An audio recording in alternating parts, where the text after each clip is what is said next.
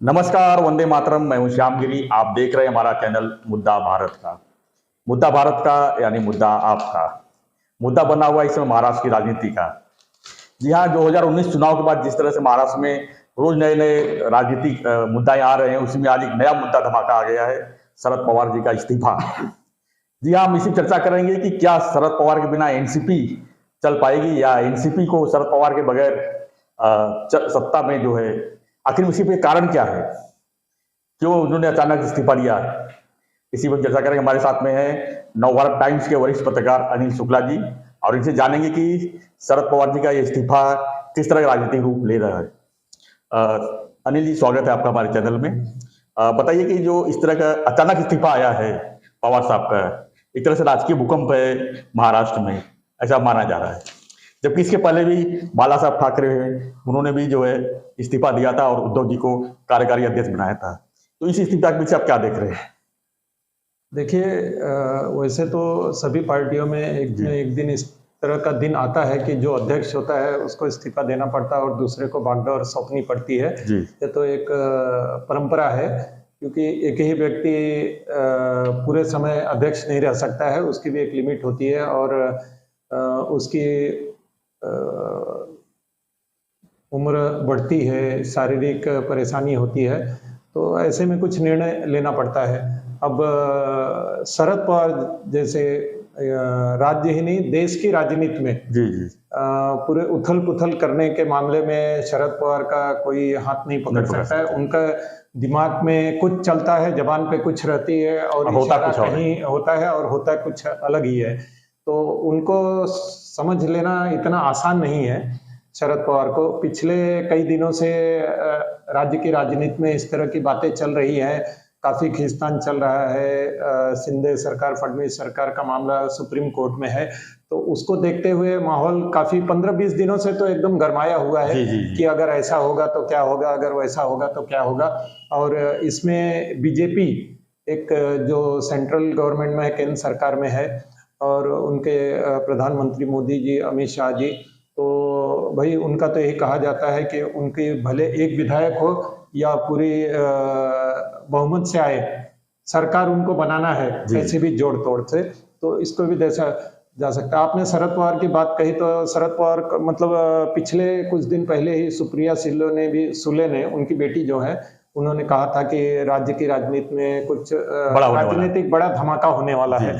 और इसके अलावा 2 दिन पहले शरद पवार जी ने खुद कहा कि रोटी जलने से पहले, रोटी बदलने की तावा जलने से पहले पलटना चाहिए। तो हो सकता है ऐसे कुछ संकेत दे रहे हैं, और आज उन्होंने अपनी किताब के विमोचन पर यह धमाका कर ही दिया, उसको पलट ही दिया, तावा पलट ही दिया है। तो और उन्होंने, हालांकि उन्होंने राष्ट्रीय अध्यक्ष पद छोड़ा है, वे राजनीति में बने रहेंगे, पार्टी में बने रहेंगे, और उन्होंने कहा है कि देश और समाज के लिए वे लड़ते रहेंगे। तो अब देखिए, ऐसा है कि शरद पवार तो राजनीति के चाणक्य कहा जाए, भीष्म पितामह कहा जाए, और उनको तो अगर ये कहें तो वो ऐसे शातिर या चतुर या उसको कहा जाए कि स्मार्ट पॉलिटिशियन है कि उनका आकलन दूसरे से करना बड़ा मुश्किल है आज की तारीख में। क्योंकि 1977 में जब इमरजेंसी लगी थी, तो इंदिरा गांधी को लेके काफी नाराजगी लोगों में बन गई थी। उस समय पहली बार राज्य में गठबंधन की सरकार बनी थी 1978 में। शरद पवार 40 विधायकों के साथ कांग्रेस छोड़ के जनता पार्टी के साथ आए थे और मुख्यमंत्री बने थे। उस समय वे 38 साल के थे। तो 38 साल में ही उन्होंने वो करिश्मा कर दिखाया था। पहली गठबंधन की सरकार राज्य में बनी थी, सबसे यंग मुख्यमंत्री बने, सबसे यंग नौजवान मुख्यमंत्री बनने का श्रेय उनके नाम पे है।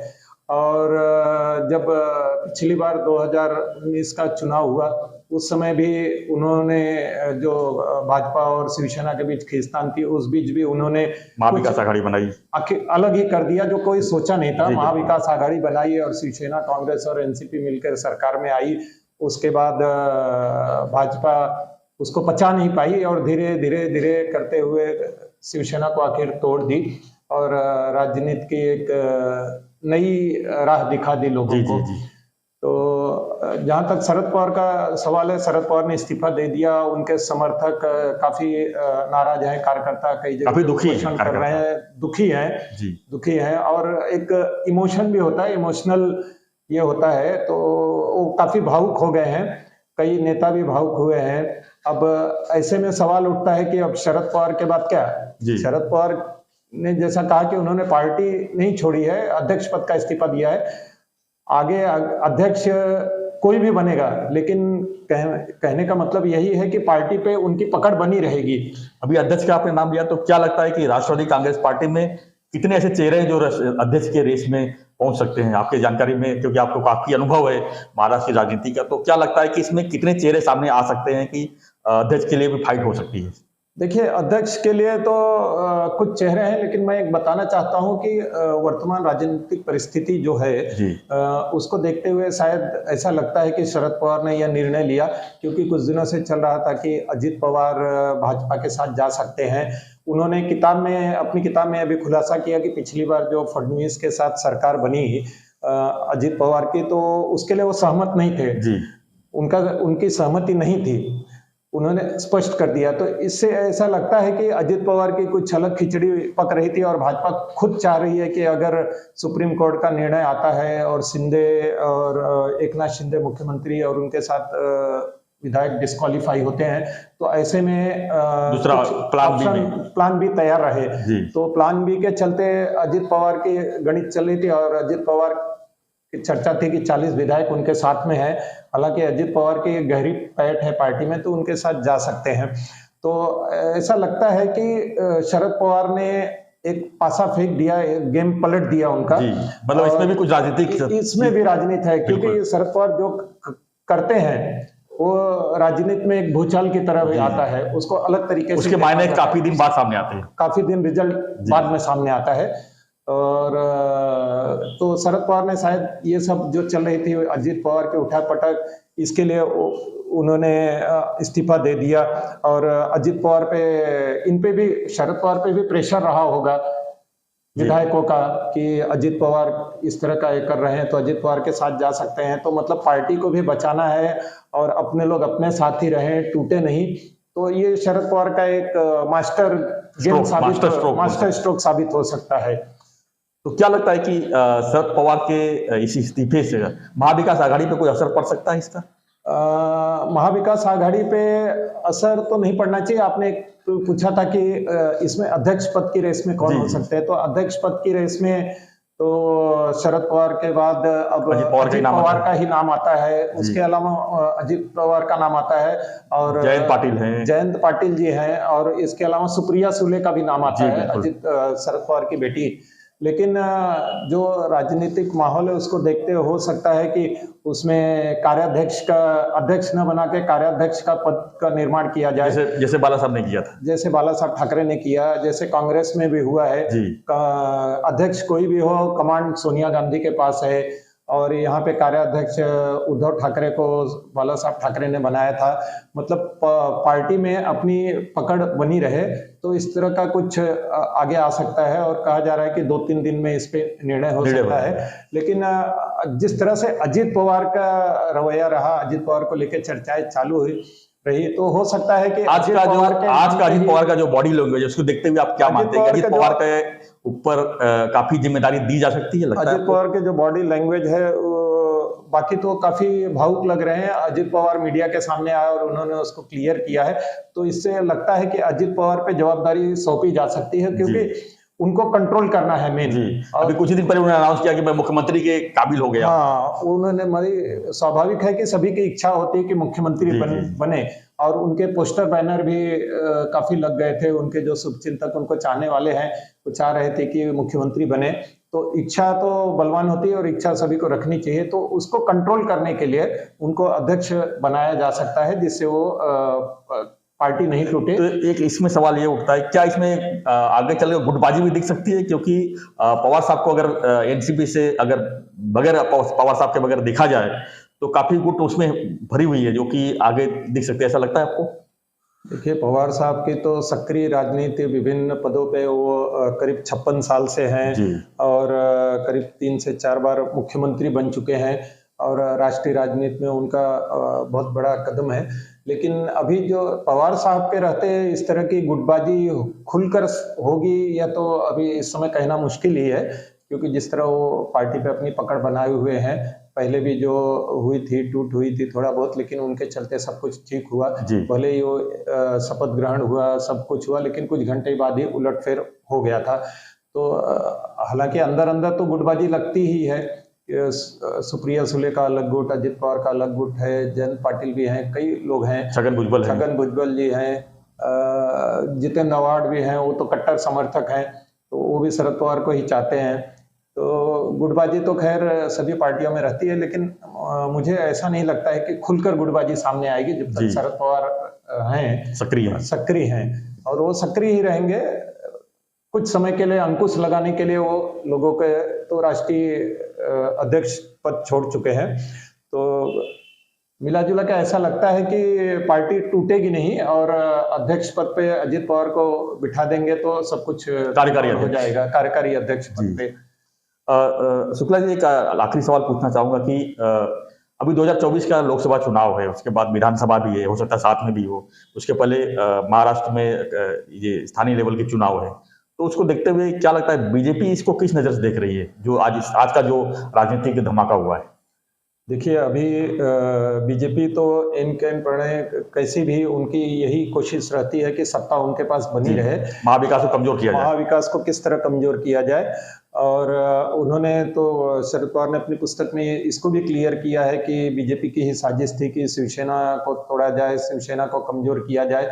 और तो उसके बाद ही महाविकास आघाड़ी का, ये भी महाविकास आघाड़ी बनी है शरद पवार के चलते बनी, वरना शायद नहीं बनती थी। तो ये महाविकास आघाड़ी को तोड़ने की बहुत कोशिश की जा रही है और बीजेपी का मेन लक्ष्य ये है कि लोकसभा चुनाव, इसीलिए वो कोई भी चुनाव अभी नहीं करा रहे हैं। कारपोरेशन का भी जब से शिंदे अलग हुए हैं तो जो भी आकलन, जो भी सर्वे आ रहे हैं तो वो बीजेपी के खिलाफ ही जा रहे हैं, शिंदे के खिलाफ जा रहे हैं, इसलिए वो महाराष्ट्र में फूक फूक कर कदम बढ़ा रहे हैं। तो उनकी यही कोशिश है कि कैसे भी सब कुछ ठीक किया जाए इसको, जिससे अपने पक्ष में माहौल बने। लेकिन जो महाविकास आघाड़ी है, अभी 2 दिन पहले एपीएमसी के चुनाव के रिजल्ट आए, उसमें महाविकास आघाड़ी ने अच्छा रिजल्ट निकाला है। भले ही बीजेपी लार्जेस्ट पार्टी रही, लेकिन कांग्रेस, एनसीपी और उद्धव ठाकरे का दबदबा उसमें साबित हुआ है। तो उससे एक बार फिर बीजेपी को झटका लगा है। उसमें शिंदे गुट तो एकदम पीछे रह गया, एकदम निचले पायदान। मतलब कहीं ना कहीं बीजेपी सोच रही है कि जो शिंदे को उन्होंने जिस मकसद लाए थे उसमें वो कामयाब नहीं हो पा रहे हैं, ऐसा हम बोल सकते हैं। ऐसा लग रहा है कि इतने दिन तक तो एकनाथ शिंदे जी को चला के उन्होंने निशाना साधा कि उनका एक मेन टारगेट था कि उद्धव ठाकरे को कैसे भी डैमेज करना है, शिवसेना को डैमेज करना। तो उसमें वो लोग वे काफी सफल साबित हुए हैं, लेकिन ग्राउंड लेवल पे नहीं हो पा रहा। ग्राउंड लेवल पे जो लोगों के मन में अभी भी सिंपैथी बनी हुई है, ये जो जब से शिवसेना पार्टी और सिंबल एकनाथ शिंदे को दे दिया गया, उसके बाद से जो आम शिव सैनिक थे, लोगों के मन में एक गुस्सा जोरों पर हो गया है। मतलब उसका सिंपैथी जो है उद्धव ठाकरे और उसकी सिंपैथी उद्धव ठाकरे के साथ ही बनी है। ये चुनाव में स्पष्ट हुआ है, जो सभा हो रही है उसमें भीड़ और लोग बोल भी रहे हैं। तो बीजेपी को अब डर है कि एकनाथ शिंदे को साथ में रखे उनका नुकसान हो सकता है। तो इसलिए वो अब गणित इधर उधर करने के मतलब गणित यही लगाएंगे कि शरद पवार की इस्तीफा जो है महाविकास आघाड़ी किस तरह से, और उनकी कोशिश है कि महाविकास आघाड़ी को किस तरह डैमेज किया जाए, और बीजेपी इसमें पूरी कोशिश करेगी। हालांकि हो सकता है कि कुछ न हो, महाविकास आघाड़ी का जिस तरह चल रही है सभाएं, गठबंधन उनका साथ में, और बोले हैं कि हम साथ में रहेंगे, आगे भी साथ में होंगे। तो मतलब राजनीति में कुछ भी संभव है, राजनीति में आगे महाराष्ट्र की राजनीति में हर सेकंड में कुछ बदलाव संभव है और कुछ भी हो सकता है। ऊंट किस करवट बैठेगा अभी कहना मुश्किल है। आने वाले दिनों में बहुत कुछ साफ होगा, 2-4 दिनों में ही कुछ साफ हो सकता है।